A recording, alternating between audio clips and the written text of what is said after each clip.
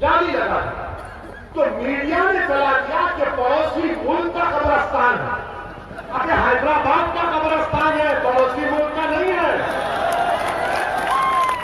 तो बताया कि हैदराबाद के कब्रिस्तान को पाकिस्तान का कब्रिस्तान, और बताया कि उसको जाली इसलिए लगा दी गई क्योंकि बाज गंदे लोग हैं जो बदफेली करना चाहते थे उस मुर्दे से। और जब हमारे लोगों ने बताया कि भैया ये कब्रिस्तान हैदराबाद का है, तो पूरे मीडिया के लोग को समझ में नहीं आया कि हमेशा हैदराबाद में आकर क्यों फंस जाते हैं लोग,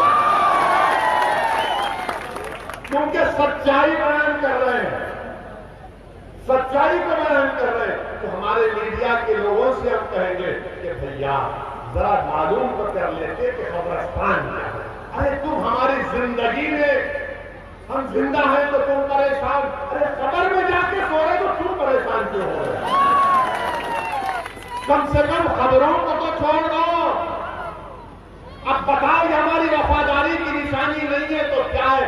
जिंदा है तो हमारी मां ने 9 महीने पेट में रखकर इस भारत की जमीन पर हमको पैदा किया, और जब हमें अल्लाह के हुक्म से दुनिया से चले जाते तो इसी जमीन में चले जाते। ये हमारी वफादारियों की निशानियां हैं, मगर आप उसमें भी हमको परेशान कर रहे हैं। अब क्या चाहते हैं कि हम कब्र से निकल कर आए? अब क्या चाहते हैं कि कोई आकर बोलेगा कि खून में अल्लाह तो उठ जाए हम लोग? अरे उठेंगे। जब सूर फूका जाएगा तो सब उठाए जाएंगे।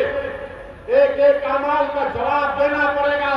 जो किसी पर झूठा इल्जाम लगा रहा है, जो किसी जालिम का साथ दे रहा है, जो किसी शख्स को अल्लाह से ज्यादा मोहब्बत करेगा, सब हिसाब किताब होगा, सब उठाए जाएंगे कब्र से, सब होगा।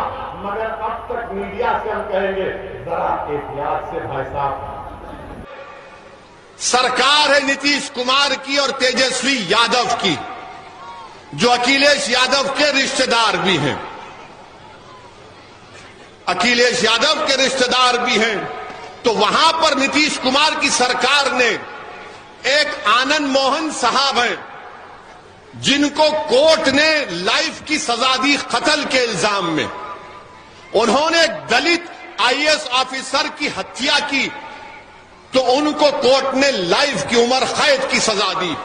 तो नीतीश कुमार और तेजस्वी यादव की सरकार ने कहा कि 24 का चुनाव आ रहा है, हमको राजपूतों के वोट हासिल करना है।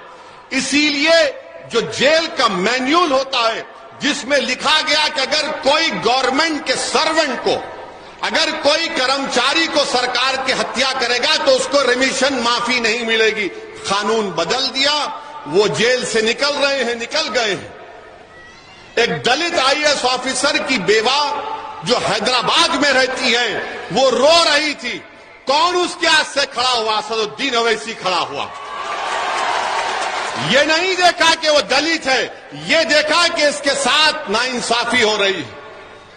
मगर वो लोग ये नहीं देखे, तेजस्वी यादव देखे कि 24 का चुनाव आ रहा, वोट हासिल करना है।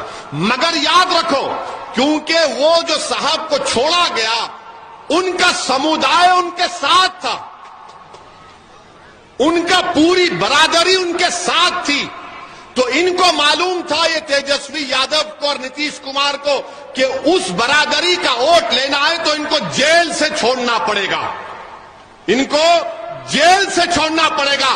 तुम्हारी कोई अहमियत नहीं है, तुम्हारी कोई कीमत नहीं है, तुम्हारी कोई ताकत नहीं है, तुम्हारी कोई पहचान नहीं है, इसीलिए पुलिस की कस्टडी में आकर गोलियां मारकर चले जाते हैं। अगर तुम में ताकत होती, तुम में इत्तेहाद होता, तुम में सियासी शऊर होता, तुम इन तमाम चीजों से उठकर उस कानून के तहत बाबरी मस्जिद को छोड़कर किसी भी जगह पर इस तरह के तनाजात को, कंट्रोवर्सीज को इजाजत नहीं होगी खोलने की। तो कानून है, पार्लियामेंट का बनाया हुआ कानून है। और जब बाबरी मस्जिद, राम मंदिर का जजमेंट सुप्रीम कोर्ट में आया, सुप्रीम कोर्ट ने भी कहा कि वो हमारे बेसिक स्ट्रक्चर का हिस्सा है, वो कानून तो है। इसके अलावा सर आज ही सर जी मीडिया से बात करते हुए पे जेपी नड्डा ने भी ये कहा है कि कर्नाटक चुनाव जो है वो बीजेपी जीतने वाली है भारी बहुमत से, और जो है सब देखते रहेंगे। कर्नाटक की जनता अच्छा फैसला लेगी। कर्नाटक की जनता बीजेपी के करप्शन से परेशान है। 40% का करप्शन, वहां पर कोई गवर्नेंस नहीं हुआ है, वहां पर किसानों को फर्टिलाइजर नहीं मिला है, महंगाई बहुत बड़ा मुद्दा है, बेरोजगारी एक बहुत बड़ा मुद्दा है। पूरे विपक्ष को एकजुट करने की बात होती है, लेकिन विपक्ष के जो नेता है वो आपको साथ में हैं, तो क्या इसको समझा जाए? कौन नहीं, छोड़िए हमको छोड़िए। नहीं सुनिए, नीतीश जी जाते हैं, लालू जी जाते हैं, पूरे विपक्ष क्या देखिए, क्या नीतीश कुमार बीजेपी के सपोर्ट से मुख्यमंत्री नहीं बने?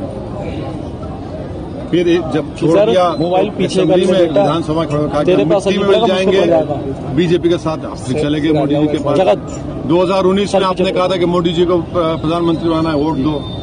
आप आइडियोलॉजी का मुकाबला कहाँ कर रहे हैं? आप तो मौका परस्ती का फायदा उठा रहे हैं। ये तो क्या ये बीजेपी का जो विरोध कर रहे हैं, एकजुटता दिखा रहे हैं कि पूरा विपक्ष में एकजुट कर देंगे, तो क्या ढोंग है? मुझे नहीं मालूम क्या होगा क्या नहीं होगा, मगर बीजेपी का मुकाबला आइडियोलॉजी से होना चाहिए जो इनके पास नहीं है। आप सुनिए, देश को आप बीजेपी के खिलाफ करिए, वो काम हम नहीं कर सकते। बेरोजगारी पे कर सकते हम लोग, महंगाई पे कर सकते। चीन हमारी 2000 स्क्वायर फीट कब्जा करके, आप अपने आप के लिए कर रहे हैं, देश की जनता के लिए क्या कर रहे हैं? आप आइडियोलॉजी का मुकाबला कैसे करेंगे?